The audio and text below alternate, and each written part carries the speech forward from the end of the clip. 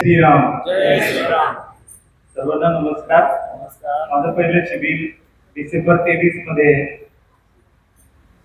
झालं. त्यामध्ये मला भरपूर फायदा झाला. मला जे एनर्जिक सर्दीचा त्रास होता तो माझा शिबिर संपेपर्यंत बऱ्याच प्रमाणात कंट्रोलमध्ये आहे आणि नंतर परत कधीही तसा त्रास झाला नाही.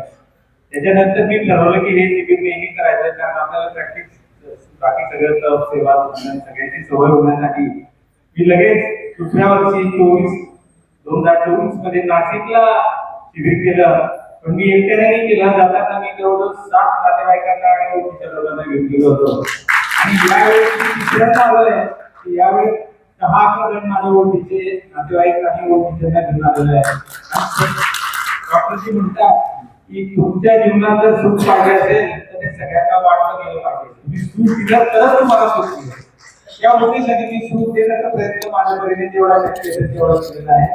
आणि सर्वांनी हे शिबिर करावं आणि सर्वांना आरोग्य लाभावं अशी माझी इच्छा.